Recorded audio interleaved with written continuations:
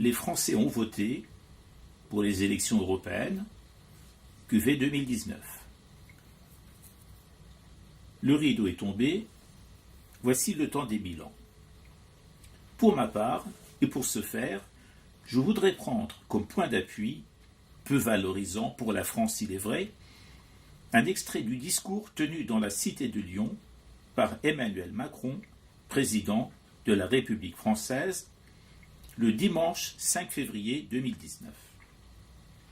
Je cite, « Il n'y a pas de culture française, il y a une culture en France, elle est diverse. » Fin de citation. Un tel propos ne peut qu'être ressenti par les Français comme une négation de ce qu'ils sont véritablement. Un tel propos revient à ignorer l'identité des Français que le chef de l'État ignore superbement. Cette manière d'ignorer, voire de mépriser ses compatriotes ne peut que contribuer à pousser les Français dans les bras du Parti du Rassemblement national qui, lui, ne cesse d'appeler à célébrer l'histoire et le passé de la nation française. Au silence gêné et coupable des gouvernements précédents, de droite comme de gauche, qui n'ont su honorer comme il se doit les vraies valeurs françaises héritées du siècle des Lumières, celles de la Révolution de 1789, celles de la laïcité et du féminisme qui ont germé et se sont épanouis sur le territoire français, a succédé de nos jours l'arrogance oratoire d'un énarque mondialisé, hors sol, qui considère que la culture française est une bouillie faite de toutes les cultures.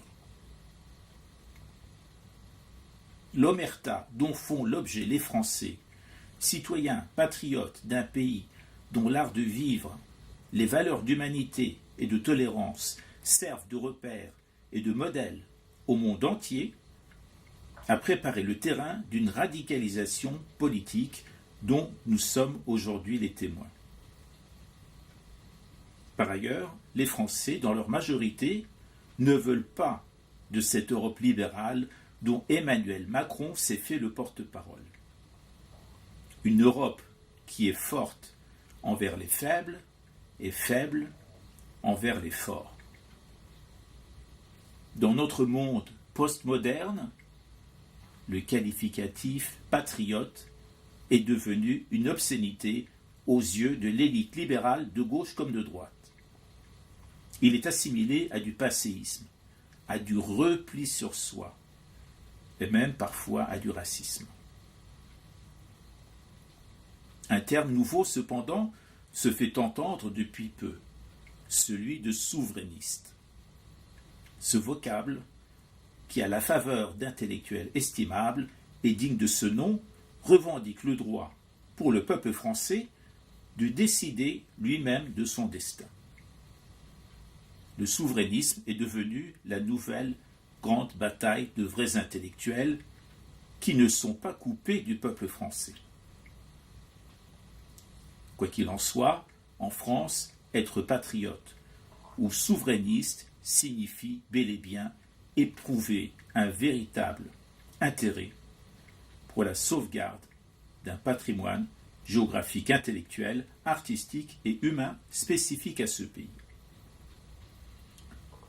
Être patriote, ce n'est pas être chauvin ni nationaliste, si ce dernier terme devait impliquer la croyance en une supériorité originelle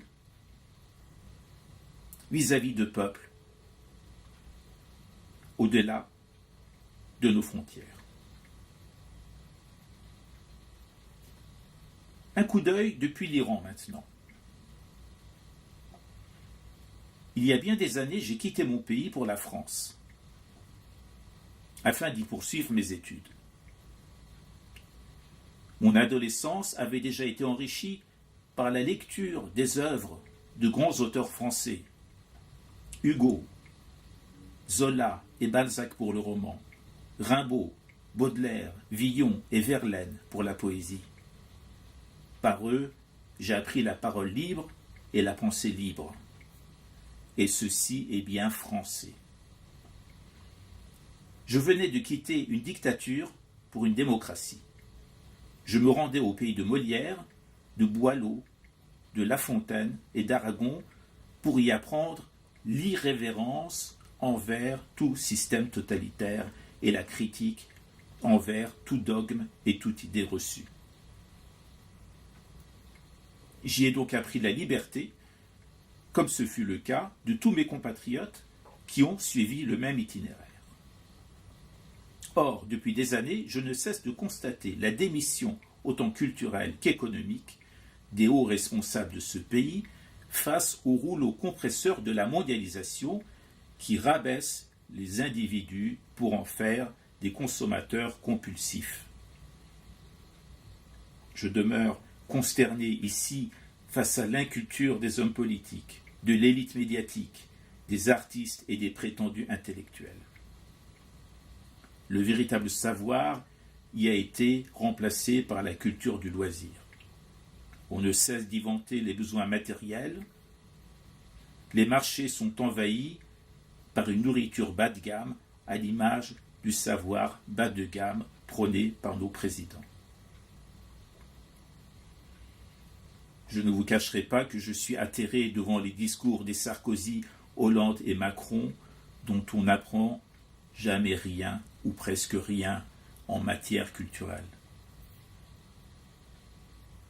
Et quelque chose me dit que des millions de Français vivent la même chose que moi. Ceux-là même qui n'en peuvent plus de leur président hors sol d'aujourd'hui et qui se font entendre dans la rue et par la voix des urnes. En guise de chute à cette chronique, je vais vous lire maintenant une satire que j'ai composée un 1er août 2019 dans l'esprit du flamboyant Nicolas Boileau, où il est question d'irrévérence, une tradition bien française.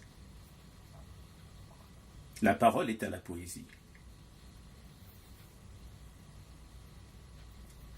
Irrévérence. Il est en cette France une vieille tradition qui se poursuit toujours depuis le Moyen-Âge. Nous en avons gardé quelques sublimes pages de maîtres humoristes, flambeaux de la nation. Ces gardiens ont pour nom Voltaire ou Montesquieu, Molière, François Villon, Wolinski ou Daumier. Toujours sur la brèche, on les voit en premier, leurs traits ne redoutent ni diable ni bon Dieu. Ils pratiquent sans vergogne le chant et la satire, de la caricature ils ont saisi l'essence, sachant qu'à tout dire, chacun peut en pâtir. Cet usage bien français se nomme l'irrévérence. On en paye le prix lourd, parfois le prix du sang. En hommage, ce sonnet de Reza le Persan. Et voilà, tout est dit.